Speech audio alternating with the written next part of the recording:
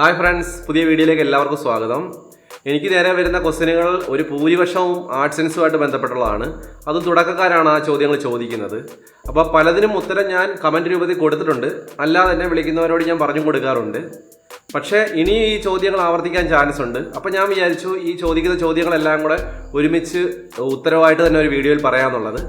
അപ്പോൾ ആ വീഡിയോ ആണ് നമ്മൾ ഇന്നത്തെ.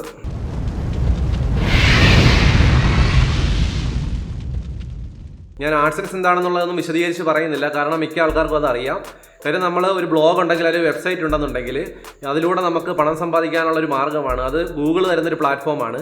അതായത് ഗൂഗിൾ തരുന്ന പരസ്യങ്ങൾ നമ്മുടെ കണ്ടന്റുകളിൽ ഓട്ടോമാറ്റിക്കായിട്ട് വരികയും നമ്മളുടെ കണ്ടന്റ് വായിക്കുന്ന ആൾക്കാർ പരസ്യത്തെ ക്ലിക്ക് ചെയ്യുകയോ അല്ലെങ്കിൽ കാണുകയൊക്കെ ചെയ്യുന്ന സമയത്ത് ആരാണോ അതിൻ്റെ ഓണർ, അതായത് ആരാണോ ആ ബ്ലോഗിൻ്റെ ഓണർ, അവർക്ക് ഒരു ചെറിയ വരുമാനം കിട്ടുന്ന മാർഗ്ഗമാണ് ശരിക്കും പറഞ്ഞാൽ ഈ ആഡ്സെൻസ് എന്ന് പറയുന്നത്. ഇതൊക്കെ ആണെങ്കിലും ആഡ്സെൻസുമായിട്ട് ബന്ധപ്പെട്ടുള്ള ഒരുപാട് തെറ്റിദ്ധാരണകളുണ്ട് സമൂഹത്തിൽ. കാര്യം നമുക്കൊരു ആഡ്സെൻസ് കിട്ടിക്കഴിഞ്ഞാൽ അതിൽ നിന്ന് ലക്ഷക്കണക്കിന് പൈസ പെട്ടെന്ന് കിട്ടും, അതല്ലെങ്കിൽ അത് നമുക്കൊരു പ്രൊഫഷനായിട്ട് കൊണ്ടുപോകാൻ പറ്റും എന്നൊക്കെ ഒരുപാട് ആൾക്കാർ തെറ്റായിട്ട് വിചാരിച്ചിട്ടുണ്ട്. അങ്ങനെയാണ് നിങ്ങൾ വിചാരിച്ചിരിക്കുന്നതെങ്കിൽ തീർച്ചയായിട്ടും ഞാൻ അതുമായിട്ട് ബന്ധപ്പെട്ടുള്ള സത്യങ്ങളെക്കുറിച്ചൊരു വീഡിയോ ചെയ്തിട്ടുണ്ട്. അതിൻ്റെ ലിങ്ക് മുകളിൽ വന്നിട്ടുണ്ട്, ഡിസ്ക്രിപ്ഷനിലും കൊടുക്കുന്നുണ്ട്. തീർച്ചയായിട്ടും നിങ്ങളത് കണ്ടിട്ട് വേണം നിങ്ങൾ ഇതിലേക്ക് ഇറങ്ങാനായിട്ട്. അപ്പോൾ നമുക്ക് ചോദ്യത്തിലേക്കും ഉത്തരത്തിലേക്കും കിടക്കാം. കുറച്ച് ആൾക്കാർ ചോദിക്കുന്നുണ്ട്, ഈ ആഡ്സെൻസ് എന്ന് പറയുന്നത് ഫ്രീ ആണോ അതോ ഏതെങ്കിലും രീതിയിൽ ക്യാഷ് കൊടുക്കണമോ ഇത് കിട്ടാനെന്നുള്ളത്. ഇത് എനിക്ക് പറയാനുള്ളത്, ഇത് കംപ്ലീറ്റ്ലി ഫ്രീ ആണ് ശരിക്കും പറഞ്ഞാൽ ഈ പ്ലാറ്റ്ഫോം. ഇതിനു വേണ്ടി നമുക്ക് ഗൂഗിളിനോ മറ്റേതെങ്കിലും ഒരു സ്ഥാപനത്തിനോ ഒരു നയാ പൈസ കൊടുക്കേണ്ട ആവശ്യമില്ല. നമുക്കൊരു വെബ്സൈറ്റ് മാത്രം മതി, അല്ലെങ്കിൽ ബ്ലോഗ് മാത്രം മതി, അതിൽ നല്ല കണ്ടന്റ് ഉണ്ടെങ്കിൽ നമുക്ക് ഇത് അപ്ലൈ ചെയ്യുകയും കിട്ടുകയും ചെയ്യും. പിന്നെ നമ്മൾ സ്കൂളിലൊക്കെ പഠിക്കുന്ന പിള്ളേർ ചോദിക്കാറുണ്ട്, എത്ര വയസ്സ് മുതലാണ് ശരിക്കും പറഞ്ഞാൽ നമുക്ക് ആഡ്സെൻസ് ചെയ്യാൻ പറ്റുക എന്നൊക്കെ ഉള്ളത്. അത് നിങ്ങൾ മനസ്സിലാക്കിയിരിക്കേണ്ട ഒരു കാര്യം എന്ന് പറയുന്നത്, 18 വയസ്സ് പൂർത്തിയായെങ്കിൽ മാത്രമേ നമുക്ക് ആഡ്സെൻസ് അക്കൗണ്ട് ഗൂഗിൾ തരികയുള്ളൂ. അതിൽ താഴെയുള്ളവരാണ് നമ്മൾ ഈ കണ്ടന്റ് ക്രിയേറ്റ് ചെയ്യുന്നതെങ്കിൽ അവരുടെ രക്ഷിതാക്കളുടെ പേരിൽ നമുക്ക് ആഡ്സെൻസ് തുടങ്ങാവുന്നതാണ്. ആഡ്സെൻസിന് എക്സ്പയറി ഉണ്ടോ എന്ന് ചിലർ ചോദിക്കാറുണ്ട്. കാര്യം നമ്മൾ ആഡ്സെൻസ് കിട്ടിയവർക്കെന്ന് പറഞ്ഞു അറിയാൻ പറ്റുമത്, അങ്ങനെ ഒരു എക്സ്പയറി ഡേറ്റേ ഇല്ല ആഡ്സെൻസുമായിട്ട് ബന്ധപ്പെട്ട്. പക്ഷേ നിങ്ങൾ വിചാരിക്കണം ഒരിക്കൽ ആഡ്സെൻസ് കിട്ടിക്കഴിഞ്ഞാൽ എന്നും അത് നമുക്ക് കാണും എന്ന് നിങ്ങൾ തെറ്റിദ്ധരിക്കരുത്. കാരണം കൃത്യമായിട്ട് അവർ ഈ പറയുന്ന ഗൂഗിള് കൃത്യമായിട്ട് ഇടവേളകളിൽ നമ്മുടെ വെബ്സൈറ്റ് ആണെങ്കിൽ അത് ചെക്ക് ചെയ്യുക, അല്ലെങ്കിൽ യൂട്യൂബ് ചാനലാണെങ്കിൽ അത് ചെക്ക് ചെയ്യുക, ഇങ്ങനെയൊക്കെ ചെയ്യാറുണ്ട്. ചെക്ക് ചെയ്തതിന് ശേഷം ഏതെങ്കിലും രീതിയിലുള്ള വയലേഷൻ വരികയാണെന്നുണ്ടെങ്കിൽ തീർച്ചയായിട്ടും നമ്മളുടെ ആഡ്സെൻസ് നഷ്ടമാകും. ആ കാര്യങ്ങൾ ശ്രദ്ധിക്കണം. അല്ലാതെ ഒരു എക്സ്പയറി ഡേറ്റ് ഇതിനില്ല. ഏറ്റവും കൂടുതൽ ആൾക്കാർക്ക് സംശയമുള്ളൊരു കാര്യം എന്ന് പറയുന്നത്, ഒരു ആഡ്സെൻസ് കിട്ടാനായിട്ട് ശരിക്കും പറഞ്ഞാൽ ബ്ലോഗറിൽ കിട്ടുമോ, അതല്ലാന്നുണ്ടെങ്കിൽ നമുക്ക് അല്ലാതുള്ള വേഡ്പ്രസ് പോലുള്ള സൈറ്റിലാണെങ്കിൽ മാത്രമേ ആഡ്സെൻസ് കിട്ടുകയുള്ളൂ എന്നുള്ളതാണ് ഏറ്റവും കൂടുതൽ ആൾക്കാർ ചോദിക്കുന്നത്. അത് ഞാൻ വളരെ വ്യക്തമായിട്ട് പറയാം. ശരിക്കും പറഞ്ഞാൽ നമുക്ക് ആഡ്സെൻസ് കിട്ടണമെന്നുണ്ടെങ്കിൽ നമുക്ക് ബ്ലോഗർ ആണെങ്കിലും മതി. ഇനി പിന്നെ ബ്ലോഗർ എന്ന് പറയുന്ന സമയത്ത് വീണ്ടും ആൾക്കാർക്ക് സംശയം വരാം, ബ്ലോഗറിൽ ഈ BlogSpot വെച്ച് തന്നെ നമുക്ക് കിട്ടുമോ അതോ നമുക്ക് കസ്റ്റം ഡൊമൈൻ വാങ്ങിക്കേണ്ടതായിട്ടുണ്ടോ എന്നുള്ളത്. നിങ്ങൾ മനസ്സിലാക്കണം, ഇത് രണ്ട് രീതിയിലും നമുക്ക് ആഡ്സെൻസ് കിട്ടും. പക്ഷേ ഒരു ചെറിയ വ്യത്യാസമുണ്ട്. നിങ്ങൾ ബ്ലോഗറാണ് ഉപയോഗിക്കുന്നതെങ്കിൽ ബ്ലോഗർ പ്ലാറ്റ്ഫോമിലെ ഏണിംഗ് ടാബ് വഴി മാത്രമേ നമുക്ക് അപ്ലൈ ചെയ്യാനായിട്ട് പറ്റത്തുള്ളൂ. അതായത് blogspot.in എന്ന് പറയുന്ന URL ആണ് നിങ്ങൾ ഉപയോഗിക്കുന്നതെങ്കിൽ. പക്ഷേ നമ്മൾ കസ്റ്റം ഡൊമൈൻ ആണെന്നുണ്ടെങ്കിൽ നമുക്ക് ഒരിക്കലും ബ്ലോഗറിൻ്റെ ആ പ്ലാറ്റ്ഫോമിൽ നിന്നുകൊണ്ടല്ല അപ്ലൈ ചെയ്യേണ്ടത്. വെളിയിൽ കൂടെ വന്ന് നമുക്കൊരു Gmail ഉണ്ടെങ്കിൽ അതിൽ കൂടെ വെച്ചൊരു ആഡ്സെൻസ് അക്കൗണ്ട് ക്രിയേറ്റ് ചെയ്യുകയും അതിൽ കൂടെ വേണം നമ്മൾ അപ്ലൈ ചെയ്യുകയും ചെയ്യാനായിട്ട്. നമ്മൾ BlogSpot അഡ്രസ്സ് വെച്ച് തന്നെയാണ് ചെയ്യുന്നതെങ്കിൽ അതിനെ പറയുന്നത് ഹോസ്റ്റഡ് പാർട്ണർക്ക് വേണ്ടിയുള്ള ആഡ്സെൻസ് എന്നാണ്. അല്ലാതെ നമ്മളൊരു കസ്റ്റം ഡൊമൈൻ വെച്ചിട്ടാണ് ചെയ്യുന്നത്. വേഡ്പ്രസ്സിലാണെങ്കിലും ബ്ലോഗർ ആണെങ്കിലും കസ്റ്റം ഡൊമൈൻ ആണെങ്കിൽ അതിനെ പറയുന്നത് ആഡ്സെൻസ് ഫോർ കണ്ടന്റ് എന്നാണ്. അപ്പോൾ ഇത് രണ്ടുകൂടെ മാറിപ്പോരുത്. ഇത് രണ്ടാണെങ്കിലും നിങ്ങൾക്ക് ആഡ്സെൻസിന് അപ്ലൈ ചെയ്യാനും പറ്റും, ആഡ്സെൻസ് കിട്ടുകയും ചെയ്യും. അടുത്ത ചോദ്യങ്ങൾ ആൾക്കാർ ചോദിക്കുന്നതെന്ന് പറയുന്നത്, നമുക്കൊരു ഡൊമൈൻ വാങ്ങിക്കഴിഞ്ഞതിന് ശേഷം അല്ലെങ്കിൽ വെബ്സൈറ്റ് തുടങ്ങിയതിന് ശേഷം എത്ര നാൾ കഴിഞ്ഞതിന് ശേഷം നമുക്ക് ആഡ്സെൻസിന് അപ്ലൈ ചെയ്യാവുന്നതാണ്. നേരത്തെ ആണെന്നുണ്ടെങ്കിൽ കൃത്യമായിട്ട് അവർ പറയുന്നുണ്ടായിരുന്നു, നമുക്ക് 6 മാസമെങ്കിലും പഴക്കമുള്ള ഒരു ഡൊമൈൻ വെച്ചുകൊണ്ട് മാത്രമേ നമുക്ക് ആഡ്സെൻസ് അപ്ലൈ ചെയ്യാൻ പറ്റുമെന്ന്. അതായത് നമ്മളൊരു BlogSpotലാണെന്നുണ്ടെങ്കിലും അതല്ലാതെ ഒരു വേഡ്പ്രസ്സിലാണെന്നുണ്ടെങ്കിലും ഏതാണെന്നുണ്ടെങ്കിലും നമുക്ക് വെബ്സൈറ്റിന് അതല്ലെങ്കിൽ നമ്മുടെ ഡൊമൈന് ഏകദേശം 6 മാസമെങ്കിലും വാങ്ങിച്ചതിന് ശേഷം 6 മാസമെങ്കിലും കഴിയണമായിരുന്നു നമുക്ക് ആഡ്സെൻസ് അപ്ലൈ ചെയ്യാനായിട്ട്. പക്ഷേ ഇപ്പോൾ അങ്ങനെ ഒരു കണ്ടീഷൻ എങ്ങും സ്പെസിഫൈ ചെയ്ത് പറയുന്നില്ല. പക്ഷേ നിങ്ങൾ ശ്രദ്ധിക്കേണ്ട ഒരു കാര്യം എന്ന് പറയുന്നത്, ആഡ്സെൻസ് പ്രത്യേകിച്ച് ഗൂഗിൾ എന്ന് പറയുന്നത് പൊതുവേ ഫ്രഷ് കണ്ടന്റുകളോട് അത്ര താല്പര്യം കാണിക്കാറില്ല. സാധാരണഗതിയിൽ അവർ ഉദ്ദേശിക്കുന്നതെന്ന് പറയുന്നത് ഫ്രഷ് ആയിട്ട് ഒരു വെബ്സൈറ്റ് തുടങ്ങിക്കഴിഞ്ഞാൽ അതിനകത്തേക്ക് ട്രാഫിക്കും കുറവായിരിക്കും, അതുപോലെ ആൾക്കാർ എത്തുന്നതും അതിനകത്ത് കുറവായിരിക്കും. അതുകൊണ്ട് തന്നെയാണ് അവർ കുറച്ചുകൂടെ പഴക്കമുള്ള വെബ്സൈറ്റിനെ അവർ കൂടുതൽ സപ്പോർട്ട് ചെയ്യുന്നത്. പക്ഷേ നല്ല കണ്ടന്റ് ആണെന്നുണ്ടെങ്കിൽ തീർച്ചയായിട്ടും നമുക്ക് ഈ പറഞ്ഞ 6 മാസത്തിന് മുന്നേ കിട്ടിയ ഒരുപാട് കേസുകൾ നമുക്കറിയാം. അപ്പോൾ കണ്ടന്റ് നല്ലതാണെന്നുണ്ടെങ്കിൽ അത് ഒരു പ്രശ്നമാകുന്നില്ല. എങ്കിലും നമ്മൾ കുറച്ച് നാൾ കഴിഞ്ഞതിന് ശേഷം നമ്മൾ അപ്ലൈ ചെയ്യുന്നതായിരിക്കും നല്ലത്. ഏകദേശം ഒരു മാസമെങ്കിലും നമ്മളിട്ട് കുറച്ച് പോസ്റ്റുകളൊക്കെ അതിന് ശേഷം കൊടുക്കുന്നതിനായിരിക്കും നല്ലത്. AdSense അപ്ലൈ ചെയ്ത് കഴിഞ്ഞാൽ അവർ ചോദിക്കുന്ന ഒരു മെയിൻ ചോദ്യം എന്ന് പറയുന്നത്, അവർ പെട്ടെന്ന് 1-2 ദിവസത്തിനുള്ളിൽ മറുപടി കിട്ടിയില്ലെന്നുണ്ടെങ്കിൽ ആകെ വിഷമിക്കാറുണ്ട്. കാര്യം ഗൂഗിൾ പറയുന്നുണ്ടല്ലോ 1 ദിവസത്തിനുള്ളിൽ മറുപടി തരും, പിന്നെ എന്താണ് തരാത്തത്? പക്ഷെ നിങ്ങൾ അങ്ങനെ വിചാരിക്കരുത്. അതിനോടൊപ്പം തന്നെ ഗൂഗിൾ പറയുന്നുണ്ട് ഇത് നീണ്ടുപോയേക്കാം. അപ്പോൾ നമ്മൾ സാധാരണഗതിയിൽ എന്ന് പറഞ്ഞാൽ ഒരാഴ്ചയൊക്കെ ആകുമ്പോഴത്തേക്ക് അവർ കൃത്യമായിട്ട് റെസ്പോണ്ട് ചെയ്യുന്നതാണ്. പക്ഷേ ഇപ്പോൾ കോവിഡൊക്കെ വന്നതിന് ശേഷം അത് 2 ആഴ്ചയിലൊക്കെ ആവുന്നുണ്ട് ഇത് റിപ്ലൈ തരാനായിട്ട്. അതായത് നിങ്ങൾക്ക് AdSense കിട്ടിയോ കിട്ടത്തില്ലയോ എന്ന് അറിയിക്കാനായിട്ട്. അതുകൊണ്ട് തന്നെ നിങ്ങൾ അപ്ലൈ ചെയ്തതിന് ശേഷം വെയിറ്റ് ചെയ്തിരിക്കുക. തീർച്ചയായിട്ടും ഗൂഗിൾ മറുപടി തരുന്നതായിരിക്കും. പിന്നെ ചിലരുടെ ഒരു മനസ്സിൽ വരുന്ന ചോദ്യമുണ്ട്, ഒരുപാട് പരസ്യങ്ങളൊക്കെ കണ്ടിട്ടുണ്ട് ഈ AdSense വാങ്ങിക്കാൻ പറ്റും എന്നൊക്കെ പറഞ്ഞിട്ട്. അപ്പോൾ നമുക്കിങ്ങനെ AdSense വാങ്ങിക്കാൻ പറ്റുമോ, അതെന്തെങ്കിലും പ്രശ്നമുണ്ടോ എന്നുള്ളത് ചോദിക്കുന്നുണ്ട്. ശരിക്കും നിങ്ങൾ മനസ്സിലാക്കണം, AdSense പലരും അങ്ങനെ കൈമാറ്റം ചെയ്യപ്പെടുന്നുണ്ടെങ്കിലും അത് ഇല്ലീഗലാണ്. ഗൂഗിൾ പറയുന്നുണ്ട് ഒരു കാരണവശാലും AdSense അക്കൗണ്ട് എന്ന് പറയുന്നത് മറ്റുള്ള ആളിലേക്ക് ട്രാൻസ്ഫർ ചെയ്യാൻ പറ്റത്തില്ല എന്നുള്ളത്. അതുകൊണ്ട് തന്നെ പലപ്പോഴും അങ്ങനെയൊക്കെ ആൾക്കാർ ചെയ്യുന്നുണ്ട്. എന്നാൽ പോലും അത് ലീഗലല്ല. ഏതെങ്കിലും തരത്തിൽ അവർക്കത് മനസ്സിലാവുകയാണെന്നുണ്ടെങ്കിൽ നിങ്ങളുടെ AdSense അക്കൗണ്ട് ബ്ലോക്ക് ചെയ്യപ്പെടുന്നതായിരിക്കും. ശരിക്കും ആ കാര്യങ്ങൾ ശ്രദ്ധിച്ചോണം. അടുത്തൊരു ചോദ്യം എന്ന് പറയുന്നത് ഒരാൾക്ക് എത്ര AdSense അക്കൗണ്ട് ആകാം എന്നുള്ളതാണ്. കൃത്യമായിട്ട് ഗൂഗിൾ പറയുന്നുണ്ട് ഒരാൾക്ക് ഒരു AdSense അക്കൗണ്ടേ പാടുള്ളൂ എന്നുള്ളത്. നമുക്കിപ്പോൾ നമ്മുടെ വീട്ടിൽ ഒന്നിലധികം ആൾക്കാരുണ്ടെന്നുണ്ടെങ്കിൽ ഒരാൾക്ക് AdSense അക്കൗണ്ട് ഉണ്ട്, അതിനുശേഷം വേറൊരാൾക്ക് കൂടെ നമ്മൾ അപ്ലൈ ചെയ്യുകയാണ്. പലപ്പോഴും അത് അഡ്രസ്സ് സെയിം ആണെന്നുണ്ടെങ്കിൽ ഗൂഗിൾ പറയും ഇത് ആൾറെഡി AdSense ഉള്ള ആളാണ്, അതുകൊണ്ട് തരാൻ പറ്റത്തില്ല എന്ന് പറയും. അതുകൊണ്ട് തന്നെ നിങ്ങൾ മനസ്സിലാക്കണം, പലപ്പോഴും ഒരു അഡ്രസ്സിൽ 2 പേര് അപ്ലൈ ചെയ്താൽ പോലും പലപ്പോഴും അത് കിട്ടാറില്ല. അതുപോലെ തന്നെയാണ് നമുക്കറിയാം, ഒരു തവണ AdSense നേരത്തെ ഉണ്ടായിരുന്നു, ഏതെങ്കിലും കാരണത്താൽ വയലേഷൻ വന്നിട്ട് അത് ബ്ലോക്ക് ചെയ്ത് പോയി. അത്തരം കാര്യങ്ങൾ നമ്മൾ വീണ്ടും അപ്ലൈ ചെയ്യുകയാണെന്നുണ്ടെങ്കിൽ നമുക്ക് കിട്ടാനുള്ള ചാൻസ് വളരെ കുറവാണ്. അപ്പോൾ ഈ അഡ്രസ്സ് ഒരു പ്രധാനപ്പെട്ട ഘടകമാണ്. അഡ്രസ്സ് അവർ വാലിഡേറ്റ് ചെയ്യുന്നുണ്ട്, അത് നിങ്ങൾ ശ്രദ്ധിക്കുക. അപ്പോൾ നമുക്ക് പുതിയൊരു അഡ്രസ്സ് വെച്ചിട്ടൊക്കെ ആണെങ്കിൽ സാധാരണഗതിയിൽ കിട്ടുന്നുണ്ട്. എന്നാൽ പോലും ഗൂഗിൾ പറയുന്നുണ്ട് ഒരാൾക്ക് ഒരു അക്കൗണ്ടേ പാടുള്ളൂ എന്നുള്ളത്. ഏറ്റവും കൂടുതൽ ആൾക്കാർ എന്നോട് ചോദിക്കുന്നതെന്ന് പറയുന്നത് ഒരു AdSense അപ്ലൈ ചെയ്യുന്നതിന് മുന്നേ നമ്മുടെ വെബ്സൈറ്റ് അല്ലെങ്കിൽ ബ്ലോഗിൽ എത്ര ആർട്ടിക്കിൾ വേണം, അല്ലെങ്കിൽ എത്ര ബ്ലോഗ് പോസ്റ്റ് ഉണ്ടെങ്കിൽ നമുക്ക് AdSense അപ്ലൈ ചെയ്യാം. ഈ ക്വസ്റ്റ്യനാണ് ഞാൻ ഏറ്റവും കൂടുതൽ ഈ അടുത്ത സമയത്ത് നേരിട്ടിട്ടുള്ളത്. എനിക്ക് പറയാനുള്ള ഒന്നേ ഉള്ളൂ, അങ്ങനെ ഒരു കണക്കില്ല. ഇത്ര ആർട്ടിക്കിൾ വേണം നമുക്ക് AdSense അപ്ലൈ ചെയ്യാനെന്നുള്ളത്. കാര്യം 20-25 ആർട്ടിക്കിൾ വെച്ച് AdSense അപ്ലൈ ചെയ്ത് കിട്ടിയവരുണ്ട്, അതുപോലെ 100 എണ്ണം വെച്ചിട്ട് അപ്ലൈ ചെയ്തിട്ടും കിട്ടാത്തവരുണ്ട്.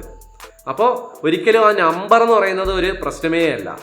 നല്ല യുണീക്കായിട്ടുള്ള കണ്ടന്റ്, നല്ല റിച്ച് ആയിട്ടുള്ള ടെക്സ്റ്റ് ആണെന്നുണ്ടെങ്കിൽ മറ്റ് കണ്ടീഷൻസ് കൂടെ നോക്കിയതിന് ശേഷം നിങ്ങൾ അപ്ലൈ ചെയ്യുകയാണെങ്കിൽ തീർച്ചയായിട്ടും നിങ്ങൾക്ക് കിട്ടുന്നതായിരിക്കും. എന്തൊക്കെയാണ് ആ കണ്ടീഷൻസ് ഉള്ളതിനെക്കുറിച്ച് ഞാൻ വിശദമായിട്ടൊരു വീഡിയോ ചെയ്തിട്ടുണ്ട്. അതിൻ്റെ ലിങ്ക് മോളിൽ വന്നിട്ടുണ്ട്, ഡിസ്ക്രിപ്ഷനിൽ ഞാൻ ഇടുന്നുണ്ട്.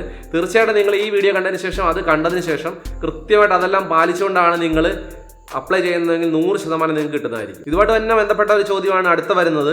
കാര്യം നമ്മളൊരു ആർട്ടിക്കിൾ എഴുതുന്ന സമയത്ത് അതിനകത്ത് എത്ര വേർഡ്സ് വേണം, അതായത് AdSense അപ്രൂവ് ചെയ്യാനായിട്ട് ആർട്ടിക്കിളുകളിലൊക്കെ എത്ര വേർഡ്സ് വേണം. അതുപോലെ തന്നെ ചോദിക്കുന്നതാണ് എല്ലാത്തിലും ഇത്രയും നമ്പർ തന്നെ വേണമോ എന്നുള്ളത്. ശരിക്കും നിങ്ങൾ മനസ്സിലാക്കേണ്ടതെന്ന് പറയുന്നത് ഇതെന്ന് പറയുന്ന ഒരു കോണ്ടെക്സ്റ്റൽ ആഡാണ്. എന്ന് വെച്ചാൽ ഈ കണ്ടന്റിനകത്ത് എന്തൊക്കെയാണോ വരുന്നത് അതനുസരിച്ചിട്ടുള്ള ആഡുകളാണ് അതിനകത്ത് ഡിസ്പ്ലേ ചെയ്യുന്നത്. അതുപോലെ തന്നെ നല്ല റിച്ച് ആയിട്ടുള്ള ടെക്സ്റ്റ് വേണമെന്നുള്ളത് ഗൂഗിൾ എല്ലാ സ്ഥലത്തും പറയുന്നുണ്ട്. കുറേ ഇമേജുകൾ നമ്മൾ വാരി വലിച്ച് കൊടുത്തതിന് ശേഷം നമുക്ക് AdSense അപ്ലൈ ചെയ്ത് കഴിഞ്ഞാൽ ഒരിക്കലും കിട്ടത്തില്ല നിങ്ങൾക്ക്. കാര്യം അതിനകത്ത് ടെക്സ്റ്റിൻ്റെ അനുസരിച്ചിട്ടാണ് അതിനകത്ത് വരുന്ന ആഡുകൾ ഡിസ്പ്ലേ ചെയ്യുന്നത്. അപ്പോൾ നല്ല രീതിയിൽ ടെക്സ്റ്റ് കണ്ടന്റ് അത്യാവശ്യമാണ്. അപ്പോൾ നമുക്കറിയാം മിനിമം ഒരു 400 വേർഡ്സ് എങ്കിലും നിങ്ങൾ ഒരു കണ്ടന്റിൽ അല്ലെങ്കിൽ ഒരു പോസ്റ്റിനകത്ത് ഉൾപ്പെടുത്താനായിട്ട് ശ്രമിക്കുക. ഈ 400 എന്ന് പറയുന്നത് ഏറ്റവും മിനിമം ആണ്. അതൊരു 500 1000 ഒക്കെ ആയാലും നല്ലതാണ്. കാര്യം പുതിയ ഈ സെർച്ച് അൽഗോരിതത്തിൻ്റെ രീതി വെച്ച് നോക്കുമ്പോഴത്തേക്ക് വലിയ ആർട്ടിക്കിളുകൾ നല്ല രീതിയിൽ ഇൻഡെക്സ് ചെയ്ത് വരുന്നത് കണ്ടിട്ടുണ്ട്. അതുകൊണ്ട് അത്തരം കാര്യങ്ങൾ ശ്രദ്ധിക്കുക. അഥവാ ഒരെണ്ണത്തിനകത്തൊരു പറയുന്നത് 300 എണ്ണം ആയിപ്പോയി എന്നുള്ളത് കൊണ്ട് നിങ്ങൾക്ക് കിട്ടത്തില്ല എന്ന് ഞാൻ പറയുന്നില്ല. മറ്റ് ഭൂരിപക്ഷം ആർട്ടിക്കിളുകളിലും നല്ല കണ്ടന്റ് വരാനായിട്ട് ശ്രദ്ധിക്കുക. അതും യുണീക്കായിട്ടുള്ള കണ്ടന്റ് ഇടാനായിട്ട് ശ്രമിക്കുക. കണ്ടന്റ് കോപ്പി ചെയ്തിട്ട് കഴിഞ്ഞാൽ നമുക്ക് AdSense കിട്ടുമെന്ന് പലരും ചോദിക്കാറുണ്ട്. നിങ്ങൾ മനസ്സിലാക്കേണ്ട ഒരു കാര്യം എന്ന് പറയുന്നത് ഇപ്പോൾ ഗൂഗിൾ ഈ കോപ്പീഡ് കണ്ടന്റിനെ പ്രത്യേകിച്ചൊന്നും ചെയ്യുന്നില്ല. എങ്കിൽ പോലും നിങ്ങൾ AdSense അപ്ലൈ ചെയ്യുന്ന സമയത്ത് അവർ കൃത്യമായിട്ട് നോക്കുന്നുണ്ട് ഇത് യുണീക്ക് ആണോ എന്നുള്ളത്. അത് നമുക്ക് പല രീതിയിലുള്ള ടൂളുകൾ ഉപയോഗിച്ച് നോക്കാം. നമുക്ക് ഇത് നേരത്തെ ഇതുപോലെ വന്നിട്ടുണ്ടോ, അതിനെന്തെങ്കിലും നമുക്ക് കുറച്ച് മാറ്റങ്ങളൊക്കെ വരുത്താൻ പറ്റും. അതുകൊണ്ട് തന്നെ കൃത്യമായിട്ട് നിങ്ങൾക്ക് ഈ ആർട്ടിക്കിൾ സ്പിൻ ചെയ്തിട്ട് ഇടുന്ന സംഭവങ്ങൾ വരെയും കൃത്യമായിട്ട് അത് ആർട്ടിഫിഷ്യൽ ഇന്റലിജൻസ് മനസ്സിലാക്കും. അതുകൊണ്ട് തന്നെ നിങ്ങൾ AdSense അപ്ലൈ ചെയ്യാനാണ് പോകുന്നതെങ്കിൽ തീർച്ചയായിട്ടും അതിനകത്ത് ഫ്രഷ് ആയിട്ടുള്ള കണ്ടന്റുകൾ തന്നെ ഇടുക.